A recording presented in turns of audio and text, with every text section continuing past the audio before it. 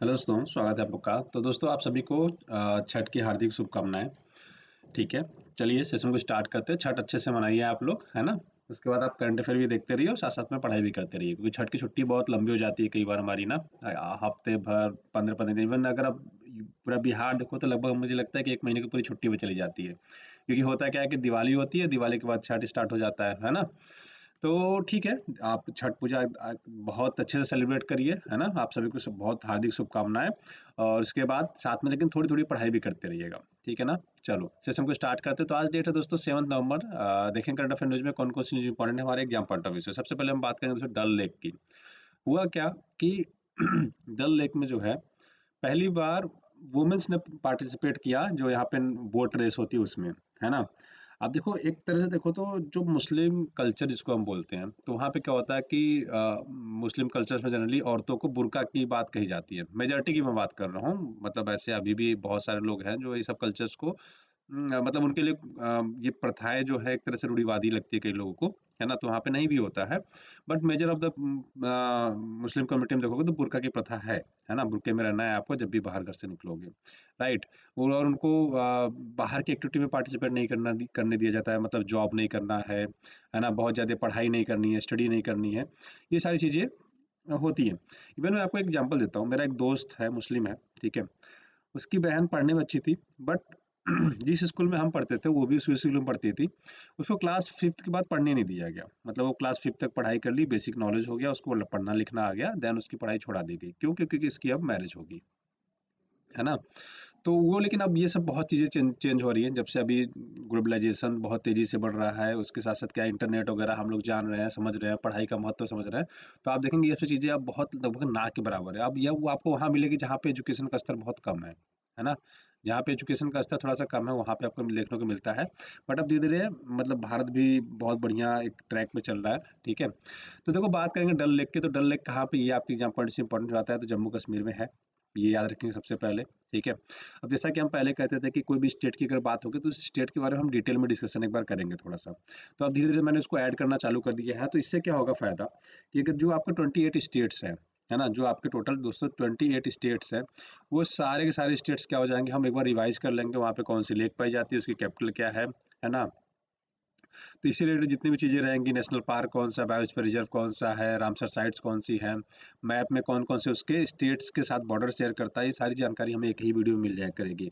इससे क्या होगा कि आप पूरे अपने 28 के 28 राज्यों के बारे में जानेंगे, 8 यूटीज़ है उसके बारे में जान जाएंगे।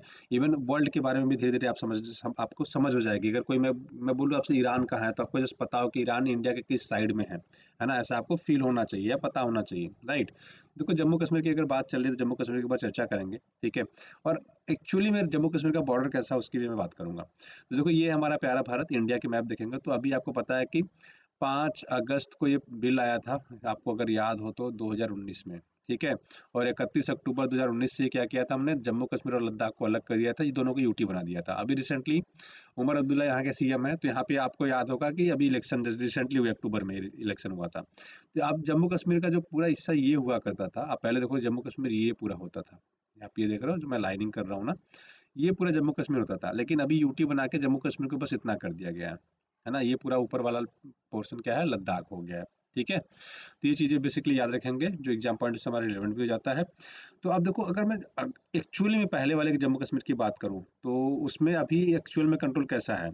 देखो ये वाला जो पार्ट है ना ऊपर का, यहाँ पे देखो ये वाला जो पार्ट है ये पूरा है एक्साई चीन, यहाँ पे देखो आप, ये है एक्साई चीन। इस एक्साई चीन को इन्होंने क्या कर दिया है, पाकिस्तान के कब्जे में है। 1962 के वार में चाइना ने कब्जा लिया था। ऊपर का जो गिलगित बल्टिस्तान आप नाम कई बार सुनते होंगे, ये पाकिस्तान के कंट्रोल में है। ये इतना जो एरिया है ये चाइना को गिफ्ट कर दिया था, किसने, पाकिस्तान ने। पाकिस्तान का कब्जा था तो पाकिस्तान ने चाइना को दे दिया है। ये चाइना के पास है, ये चाइना के पास है। ये येलो वाला जो पोर्शन है ये आपका पाकिस्तान के पास है। ये जो ग्रीन वाला पार्ट है जिसको ये लोग आज़ाद कश्मीर कहते हैं पाकिस्तान वाले, ये भी किसके कंट्रोल में है, ये पाकिस्तान के कंट्रोल में है।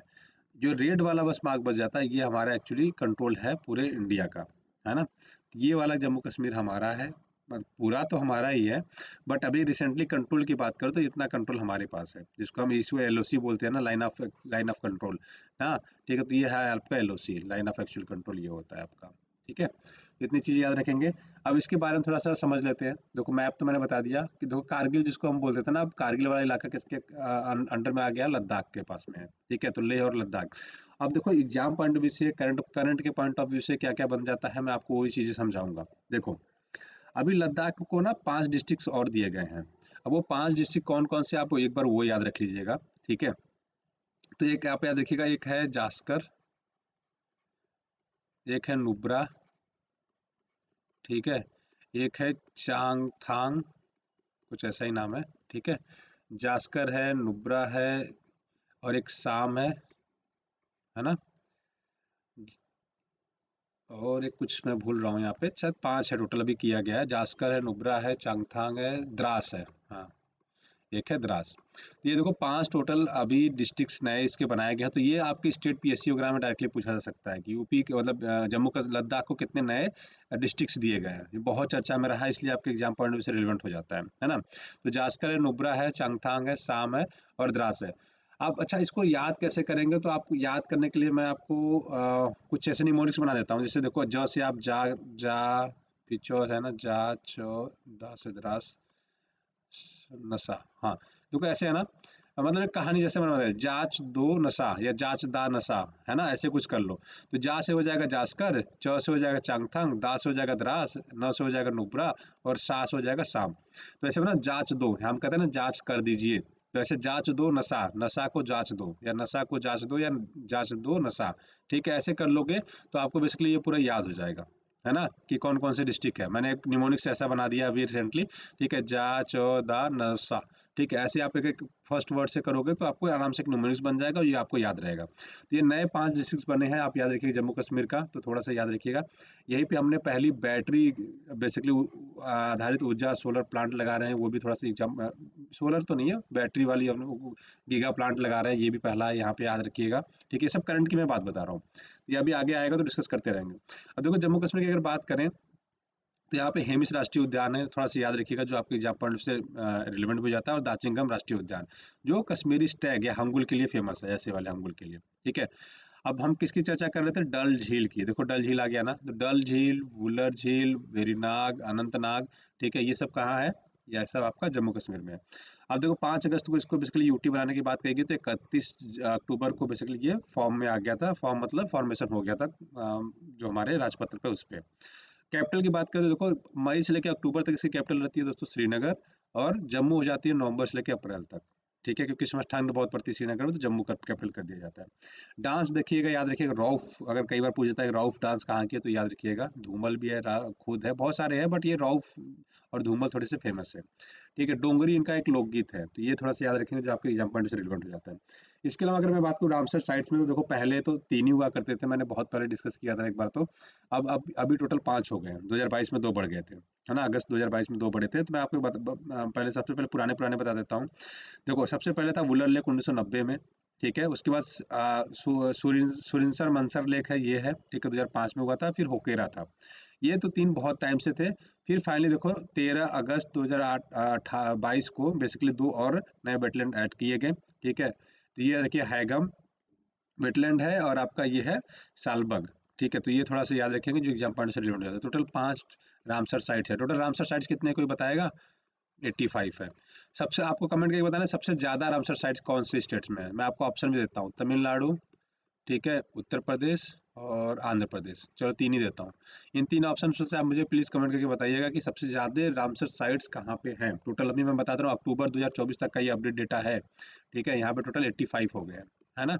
और रिसेंटली अगर आपको याद हो कि अभी बिहार को कौन कौन सा मिला है, तो आप वो प्लीज बताइएगा, है ना। ठीक है, चलो वैसे आंसर दिख रहा है, फिर भी आप बताइएगा। रसिया स्पेस ईरान कोलैबोरेशन, बेसिकली क्या हुआ कि रसिया ने ईरान के 2 सैटेलाइट्स भेजे हैं। ठीक है, जिसका नाम है कोसवार और हुदहुद। ठीक है, ये कोसवार और हुदहुद करके इन्होंने 2 सैटेलाइट्स भेजे हैं। जो कोसवार है वो अर्थ ऑब्जर्वेशन के लिए बनाया है, और जो हुदहुद बनाया उन्होंने रिसर्च डेवलपमेंट के लिए बनाया, कि प्राइवेट सेक्टर में भी ईरान क्या कर सके, स्पेस को एक्सप्लोर कर सके, है ना। ठीक है, इतनी बेसिक चीजें आपको याद रखनी है।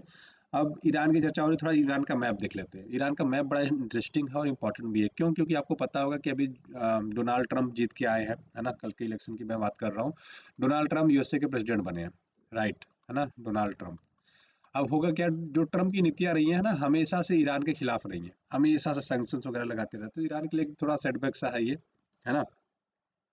अब ईरान के जो पड़ोसी देश है उसको देख लेते हैं। तो देखो, एक सबसे पहले आता है इराक, फिर तुर्की, फिर ये है अजरबैजान। अजरबैजान का बाकू, आपको यहाँ पे COP29 होने वाला है। देखो ये है ना बाकू, यहाँ पे देखो, यहीं पे आपका होने वाला है COP29, 11 तारीख से चालू होगा। ठीक है, तो ये भी चर्चा याद रखिएगा, थोड़ा सा इंपॉर्टेंट हो जाता है।